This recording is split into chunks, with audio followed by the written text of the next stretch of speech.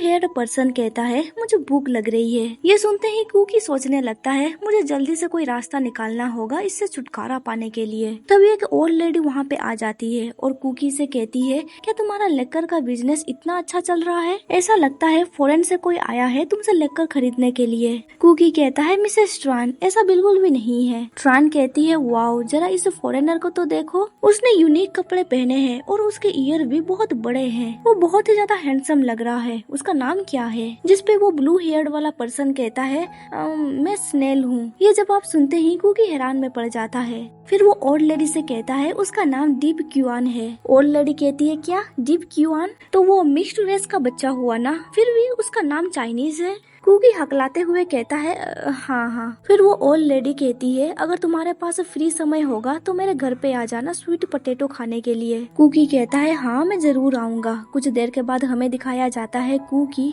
क्यूआन को सी स्नेल देते हुए कहता है अब तुम जल्दी से यहाँ से चले जाओ। पर तभी क्यूआन के हाथों से वो सेल गिरने लगता है पर कुकी सही समय पे उसे पकड़ लेता है। फिर वो चैन की सांस छोड़ते हुए कहता है थैंक गॉड इसे बिल्कुल भी डैमेज नहीं हुआ। कुछ देर के बाद हमें दिखाया जाता है कुकी उस सेल को क्यूआन के पीठ पीछे बांध देता है। फिर कुकी उसे सूखी मछलियाँ देते हुए कहता है चाहे कुछ भी हो जाए तुम दोबारा से किसी भी स्ट्रेंजर्स को अपना रियल आइडेंटिटी रिवील मत करना और तुम्हें संभल के रहना होगा, नहीं तो कोई बुरा पर्सन तुम्हें अगवा करके ले जाएगा। तुम सीधे इस दरवाजे से निकल जाना, इसके बाद तुम लेफ्ट जाना फिर सीधे चले जाना। वहाँ पे तुम्हें एक पुलिस स्टेशन मिलेगा, उसके आगे तुम्हें एक रास्ता मिलेगा, उस रास्ते के जरिए तुम सी तक पहुँच जाओगे। फिर कुकी उसे अपने घर से बाहर निकाल देता है और दरवाजा बंद कर देता है। फिर वो सोचने लगता है मुझे बहुत ही ज्यादा टायर्ड लग रहा है, फाइनली मुझे थोड़ी शांति मिली। फिर वो अपने कमरे में चला जाता है सोने के लिए और अपने एलर्जी को देखते हुए सोचने लगता है पता नहीं क्यों आज मुझे ज्यादा खुजली नहीं लग रही है और ये स्क्रीन स्क्रैचेस भी बहुत जल्दी हील हो रहे हैं। ये सब कुछ सोचते सोचते उसे नींद आ जाती है। उसे फील होने लगता है कि क्यूआन उसे टच कर रहा है। सुबह जब उसकी नींद टूट जाती है वो सोचने लगता है क्या ये कोई सपना था, पर मुझे इतना कंफर्टेबल क्यों लग रहा है। फ्रेश होने के बाद वो किचन रूम जाता है। वो देखता है कि फ्रिज में सिर्फ एक कोल्ड ड्रिंक बची हुई है। ऐसा इसीलिए था क्योंकि उसने सारा खाना क्यूआन को दे दिया था। वो खाने का सामान खरीदने के लिए घर से बाहर निकलता है पर वो देखता है कि क्यूआन उसके घर के दरवाजे के पास ही बैठा हुआ था और उसने जो सूखी मछलियाँ दी थी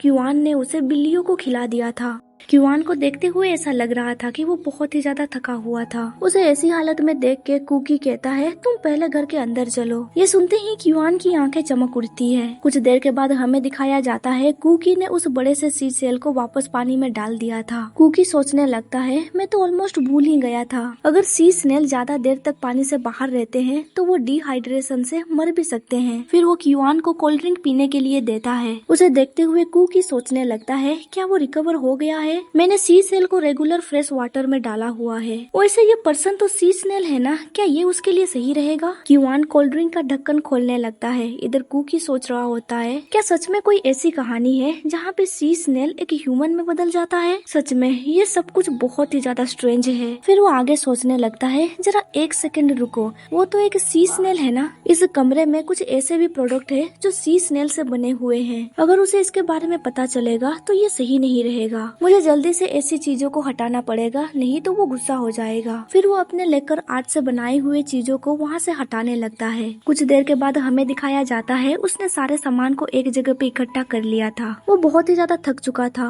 लेकर आर्ट को टच करने की वजह से उसके एलर्जी भी बढ़ने लग गए थे। वो सोचने लगता है मुझे फिर से हर्ट होने लगा है, मुझे जल्दी से मेडिसिन अप्लाई कर लेना चाहिए। तभी उसे याद आता है एक ओल्ड कस्टमर ने उससे कहा था अगर तुम रो पेंट को टच नहीं कर सकते तो तुम्हें लेकर आर्ट को छोड़ देना चाहिए। फिर उसे याद आता है लीटोन भी अपने दोस्तों से कह रहा होता है ऐसी डिस्गस्टिंग बातें करना बंद करो। तभी सफाई करने के दौरान एक बुक टेबल से नीचे गिर जाता है। उस बुक को देखते हुए कुकी कहता है ये बुक तो ग्रैंडपा का है ना, इसमें सीजनल स्पिरिट के बारे में लिखा हुआ है, पर मैंने इस बुक को कभी भी नहीं देखा था। जब वो बुक ओपन करता है वहाँ पे वो एक पिक्चर देखता है जिसमें 2 पर्सन इंटीमेट हालत में थे। वो सोचने लगता है आखिर ये किस तरह की बुक है और ये वेयर हाउस में क्या कर रही है। उस बुक में एक मछुआरे की कहानी थी।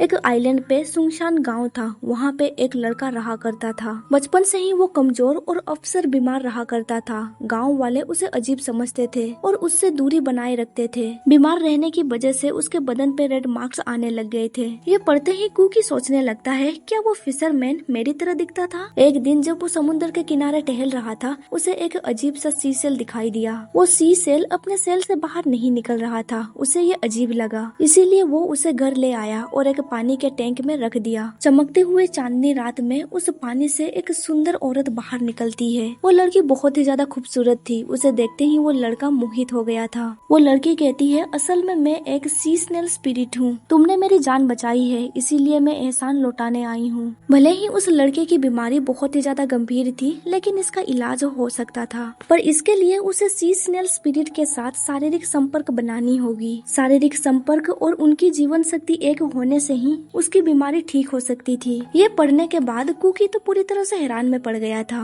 स्टोरी के आगे बताया जाता है, उस लड़के ने उस लड़की के साथ शारीरिक संबंध बनाए और धीरे धीरे दोनों एक दूसरे के बहुत करीब आ गए थे। 3 महीने के बाद धीरे धीरे वो लड़का ठीक होने लग गया था। उसका स्किन गोरा और स्मूथ होने लगा और उसका स्ट्रेंथ धीरे धीरे बढ़ने लगा। ये सब कुछ पढ़ने के बाद कुकी इरिटेट होकर किताब को बंद कर देता है और सोचने लगता है, आखिर ग्रैंडपा को ऐसी किताब कहाँ से मिल गई। कुछ देर के बाद हमें दिखाया जाता है कि कुकी स्टोर रूम से बाहर आ चुका था। वो ऑनलाइन सी स्नेल के बारे में सर्च करने लगता है। बहुत सारे आर्टिकल पढ़ने के बाद वो कहता है, मैंने कभी इमेजिन भी नहीं किया था कि इसके इतने सारे मेडिसिनल वैल्यू है। फिर वो आगे सोचने लगता है, अगर मैं और क्यूआन, क्या ऐसा पॉसिबल हो सकता है।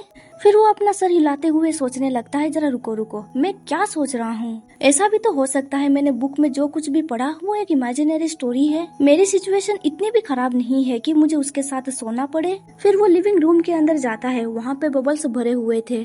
जब वो क्यूआन को देखता है वो हैरान में पड़ जाता है और कहता है, तुम्हारे कपड़े कहाँ गए। क्यूआन कहता है, उन कपड़ों से मुझे बहुत ही ज्यादा अनकंफर्टेबल फील हो रहा था, इसीलिए मैंने उन्हें फाड़ दिए। ये सुन के कुकी हैरान होकर कहता है, क्या तुम्हें सच में ये सब कुछ करने की जरूरत थी। पर जब उसकी नजर नीचे जाती है वो बहुत ही ज्यादा ब्लश करने लगता है। कुछ देर के बाद हमें दिखाया जाता है कुकी उसे कुछ नए कपड़े पहनने के लिए देता है और उससे कहता है, तुम जल्दी से इन्हें पहन लो और हाँ याद रखना, तुम्हें इन्हें फाड़ना नहीं है। फिर वो सोचने लगता है, शायद मुझे पर्सनली फिशरी मैनेजमेंट ऑफिस जाना चाहिए। वहाँ पे एक मेराइन इकोलॉजी म्यूजियम भी है जो कि बहुत अच्छा है। पर मैं इस सिचुएशन के बारे में उन्हें कैसे एक्सप्लेन करूँगा, क्या वो लोग मुझे पागल समझेंगे। फिर वो अपना फोन देखते हुए कहता है, मैंने उन्हें कॉल भी किया था पर उनका लाइन बिजी है। फिर वो पीछे पलटता है और क्यूआन से पूछता है, क्या तुमने कपड़े पहन लिए। पर क्यूआन ने कपड़ों को सही ढंग से नहीं पहना था। ये देख के कुकी बहुत ही ज्यादा हैरान में पड़ जाता है। वो परेशान होकर कहता है, तुम बैठ जाओ। क्यूआन एक चेयर पे बैठ जाता है। कुकी कहता है, अपने हाथ ऊपर करो। कुकी उसे कपड़े पहनाने लगता है। अभी वो सोच रहा होता है ये एक सी स्नेल है जो एक ह्यूमन में ट्रांसफॉर्म हो गया है। उसके बाल बहुत ही ज्यादा स्मूथ और सिल्की है और उसका ये स्किन बहुत ही ज्यादा ठंडा है। तभी क्यूआन उसके कमर को पकड़ लेता है। कुकी कहता है, ये तुम क्या कर रहे हो। क्यूआन उसके करीब जाते हुए कहता है, तुम्हारा बॉडी बहुत गर्म है।